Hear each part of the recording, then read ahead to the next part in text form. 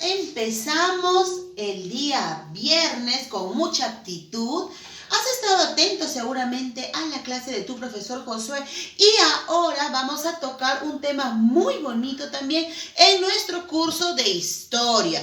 Pero ya sabes, siempre debes recordar las recomendaciones. Abrigarte, tener todo a la mano, lavarte las manitos antes de agarrar tus cuadernos. Ya chicos, vamos a empezar y como seguramente ya viste en la pizarra, el día de hoy vamos a hablar acerca de la organización social de los incas. Ya hemos hablado económicamente, políticamente, pero el día de hoy vamos a hablar de la organización social. Para eso te he traído una pirámide. ¿Por qué, Miss? Porque la organización social de los incas era clasista, estaba dividido en diversas clases. Es por eso que te he traído la pirámide para que puedas entenderme mejor acerca de cómo estaba organizado el Tahuantinsuyo de los incas. Si puedes ver aquí nuestra pirámide tiene 3 colores. De color verde, que es la más chiquita, es la que está más arriba, el azul, que es en la parte del medio, y el color morado, que es la parte de abajo, que está más grande. En este caso, nuestra pirámide está dividida en 3. Hay algunas personas o profesores que lo dividen en 8, pero en realidad en 3 se puede dividir, igual van a entrar todo lo que abarca en una pirámide o dentro de la organización social de los incas. Muy bien, en estas 3 partes de nuestra pirámide, déjame decirte, ¿quién crees tú que ocupa la parte de arriba? ¿Quién habíamos dicho nosotros que era la máxima autoridad en el Imperio Incaico? ¿Quién era la máxima autoridad? Yo sé que tú lo sabes. A ver, quiero escucharlos, chicos. ¿Quién era la máxima autoridad en el Imperio de los Incas? Muy bien, los incas. Él estaba dentro de la realeza. La parte superior de nuestra pirámide es donde se encuentra la realeza. En un momento te voy a explicarte quiénes pertenecían a este grupo. En el segundo grupo tenemos a la nobleza. También voy a explicarte quiénes pertenecían a este grupo dentro de la organización social. Finalmente, en la base de la pirámide encontramos al pueblo. También te voy a explicarte el grupo que pertenecía en la base de la pirámide y cómo vivía. ¿Está bien, chicos? Vamos a empezar entonces ahora a hablarte acerca de la realeza. Te estaba preguntando que la autoridad principal de todo el imperio era él. Muy bien, era el Inca. Pues te diré que la realeza en esta pirámide ocupaba el Inca. Aquí en este grupo de clase estaba ubicado en la parte superior y como principal el Inca. El Inca era considerado el hijo del dios Sol, una divinidad. Todos respetaban y todos admiraban al Inca. Y el Inca, por ser la máxima autoridad, se encargaba de organizar a todo el Tahuantinsuyo. Muy bien, el Inca no era el único que ocupaba la parte superior de la pirámide. Él estaba acompañado de su esposa, la Coya. La Coya era su esposa principal, porque debes de saber que en el tiempo de los incas, el Inca podía tener más de una esposa, pero la Coya era la esposa principal. ¿Quién venía a ser la esposa del Inca? Venía a ser alguien que estaba muy cercana a él de manera sanguínea. En el tiempo de los incas, el Inca tenía que casarse con su hermana de padre y madre o su prima. Ella era la elegida de ser la Coya. él podía tener otras esposas, podía él elegir entre las ayas o podía casarse también con alguien, algún familiar de la nobleza. Pero la coya era la esposa principal. Pues bien, el Inca y la coya al casarse, o el Inca con sus demás esposas, tenían hijos. A todos esos hijos que ellos tenían, hombres y mujeres, se les conocía como pihuichuris. Pero al que iba a ser el heredero del Inca, se le conocía con el nombre de Auqui. El Auqui era elegido por el Inca. Él escogía entre todos sus hijos varones al que tenía de repente características como para que pueda gobernar y organizar el Tahuantinsuyo tal y como él lo hacía. Por lo tanto, él elegía al Auqui. Podía ser cualquiera de sus hijos varones, ¿sí? Pero, ¿qué pasaba si él elegía al Auqui, a uno de sus hijos, y veía que no podía gobernar o que no tenía la pasta de su padre para poder gobernar? Entonces simplemente él le quitaba el título de Auqui y se lo daba a otro que pueda presentar características como para ser un buen gobernante del Tahuantinsuyo. ¿Sí, chicos? Muy bien, entonces no solamente estaban ellos dentro de la realeza, porque a las hijas mujeres que tenían ellos, a las princesas, mujeres solteras, se les conocía con el nombre de ñustas. ¿Sí? Muy bien, entonces volvemos a repasar. En la parte superior de nuestra pirámide, donde se encuentra la realeza, ¿quiénes pertenecían a este grupo?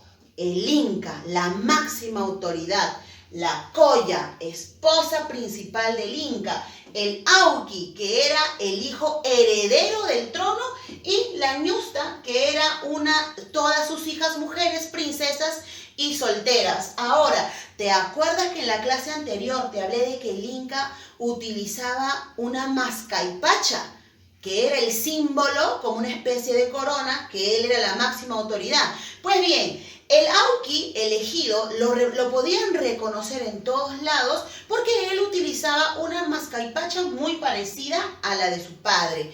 Pero la del Inca era de color rojo, mientras que del Auqui era de color amarillo. De esa manera, el pueblo de los Incas reconocía quién era el padre y quién era el hijo heredero, el que más adelante iba a ocupar el lugar del Inca en el caso de que él ya no esté. Chicos, ahora vamos a hablar de la otra parte de la pirámide, de la parte central, que es la nobleza. En la parte de la nobleza, ahí está, vamos a hablar de tres partes que ocupan la nobleza. El primero viene a ser la nobleza de sangre. ¿Quiénes eran esas personas nobleza de sangre? Era la familia del Inca. Estos que eran nobleza de sangre eran más conocidos con el nombre de orejones. ¿Por qué? Porque utilizaban una especie de corona con orejeras hacia aquí que les tapaba las orejas. Por eso cada vez que los veían, ellos sabían quiénes eran la familia del Inca. Pero ahora tú me dirás, Miss, pero si tú me dijiste que acá en la realeza estaba el Inca, la coya, su hijo y sus hijos, ¿a qué familia te refieres? La nobleza de sangre se refiere a la mamá, a la tía, a la abuela, a la hermana del Inca. Ellos pertenecen a la nobleza de sangre. Ojo, ellos no ocupaban la parte principal. En la parte principal solo estaba el Inca, su esposa y sus hijos. En la parte de la nobleza, en la parte nobleza de sangre, estaba ocupado la familia del Inca, que estamos hablando, su mamá, su tía, sus primos, su hermana, sus hermanos. Sí, chicos, no solamente, y eran conocidos con el nombre de ¿qué? ¿Qué habíamos dicho? De orejones. No solamente había nobleza de sangre, también había la nobleza de privilegio. ¿A qué se refiere con la nobleza de privilegio? Esta nobleza era para aquellas personas que habían hecho algún bien o algo que aportaba al Tahuantinsuyo. Alguien a quien había favorecido en algo o ayudado en algo al Inca. Tales como de repente guerreros que habían ganado una batalla, que habían conquistado territorios y que se habían ganado la gracia y la aceptación del Inca. El Inca, al ver que era un buen guerrero o un buen maestro, porque en ese tiempo de los incas los maestros eran los amautas, y si había un amauta o un maestro reconocido, pues él lo pasaba a la nobleza de privilegio.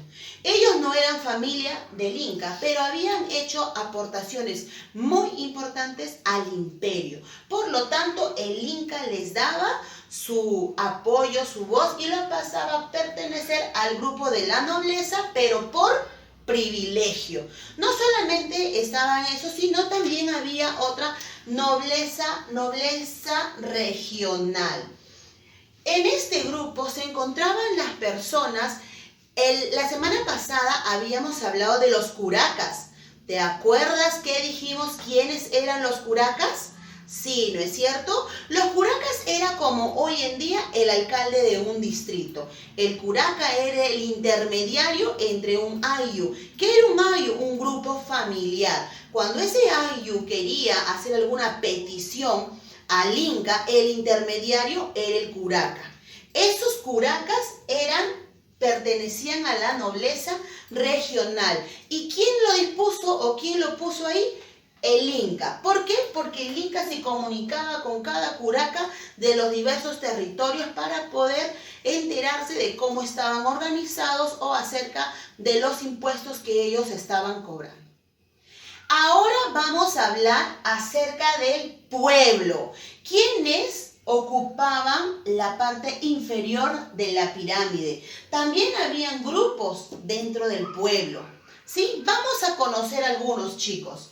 Por ejemplo, teníamos primero a los Hatunrunas. ¿Quiénes eran los Hatunrunas? Primero debes de saber que la palabra Hatunruna significa hombre grande o en edad que trabaja. Este grupo de personas ya estaban en una edad en que ya podían trabajar y formar familias. Se refieren tanto a hombres como a mujeres. Los Hatunrunas realizaban diversos trabajos como en la agricultura, como en la ganadería, como en la pesca, en diversas actividades ordenadas por el Inca. Ahora, eran también cargadores, muchos de ellos. Ahora, porque ellos pertenecían a la base de la pirámide, los Hatunrunas no eran conocidos como esclavos ni sirvientes. Ellos vivían muy bien porque el Inca les daban tierras a todos totalmente gratis, les daban sus tierras y vivían ahí cómodamente trabajando las tierras, pero cuando era la hora de la cosecha ellos llevaban y lo entregaban todos los tributos al Inca, y el Inca, en agradecimiento porque no había pago por su trabajo, les daba también muy buenos productos con el cual ellos podían vivir cómodamente y sustentaban así a su familia. Los Hatunrunas eran muy trabajadores. Ahora, no solamente estaban los Hatunrunas en la parte del pueblo, sino también tenemos a los Mitimaes. ¿Quiénes eran los Mitimaes? Primero debes de saber que Mitimaes significa los que se van. Dentro de los Mitimaes vamos a encontrar a 3 grupos. ¿Cuáles eran ellos, Miss? A ver, te voy a explicarte. Estaban los que pertenecían, los Mitimaes, de la colonización. ¿Quiénes eran ellos? A ver, voy a explicarte. El Inca escogía entre todos sus pueblos pequeños grupos de familia que eran leales al Inca y los enviaban a las tierras que habían conquistado para que ellos puedan enseñar cómo se trabaja y cómo pagar tributo al Inca, y también instalarles en sus pensamientos ideas de lealtad hacia el Inca, porque recuerda que ellos iban a tierras donde de repente habían otro tipo de pueblos y otras costumbres, pero como en el Inca iban a expandir su territorio, ocupaban nuevas colonias y enviaban a un grupo del pueblo, a un grupo familiar leal, para que vaya a enseñar cómo era el trabajo que le gustaba al Inca. Iban a colonizar. No solamente eso, sino también eran mitimaes por conquista. Estos mitimaes eran también parecidos a los de la colonización. Iban a lugares donde ya estaba conquistado, donde ellos habían ganado un territorio y también iban con las mismas ideas. Estos dos grupos eran escogidos por su lealtad al Inca. ¿Era una sola persona? No, los mitimaes eran grupos familiares. Es decir, el Inca sacaba un grupo familiar que era muy leal al Inca, muy buenos, muy trabajadores, muy responsables, pagaban su tributo. A ellos los enviaba con toda y su familia a tierras para que vayan a colonizar o en tierras conquistadas. También habían mitimaes por castigo. ¿A qué se refiere eso? Lo que pasa es que dentro de las tierras del pueblo de los incas habían grupos familiares que a veces se juntaban entre ellos y querían evitar que el Inca siga gobernando. Eran conocidos como las familias rebeldes.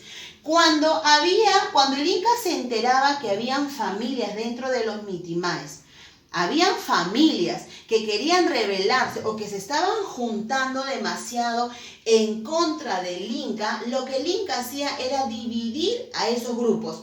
Te voy a poner un ejemplo. Si, por ejemplo, en tu casa, en tu barrio, en tu cuadra donde tú vives, todos los vecinos empiezan a reunirse y a juntarse y a organizarse para ir en contra del alcalde o del presidente, pues ¿qué es lo que ellos hacen? Empiezan a sacar a grupos familiares, ¿no? Esta familia los mandaban a diferentes regiones, a diferentes tierras, como modo de castigo. Los sacaban de ahí para que vayan a vivir a otro lado y conozcan a nuevas personas, y así el Inca rompía ese grupo que se estaba juntando, haciendo fuerza porque quería ir en contra del Inca. Eso era un castigo que el Inca imponía para evitar que todos los grupos se vayan en contra del Inca o en contra del poder. Sí, de esa manera el Inca seguía manteniendo su poderío dentro del Tahuantinsuyo.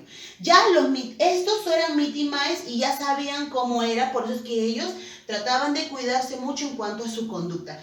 No solamente ellos en el pueblo estaban los Hatunruna y los mitimaes, sino también vamos a encontrar a los Yanaconas. ¿Quiénes eran los Yanaconas? Los Yanaconas eran personas que cada vez que el Inca iban con todos a conquistar nuevos territorios para expandir el Tahuantinsuyo, y cuando ellos conquistaban diversos pueblos, ellos agarraban a personas, pero no los mataban. No los mataban porque a ellos les importaba mantenerlos vivos para poderlos llevar al Tahuantinsuyo y instalarles ideas de lealtad hacia el Inca. Los Yanaconas eran personas que pertenecían a otros grupos familiares, pero no dentro del Tahuantinsuyo. Por ejemplo, los Yanaconas eran un grupo, por ejemplo, se dice que es los moches, los huaris, fueron formados por los Yanaconas. Ellos llevaban una servidumbre eterna. Debes de saber que los Yanaconas siempre formaban parte de la servidumbre del Inca.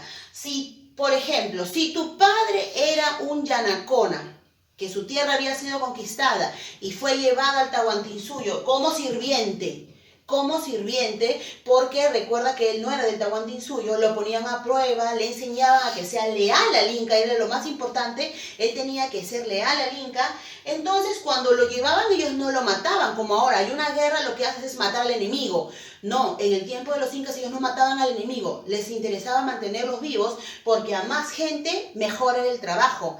Entonces los tenían como esclavos.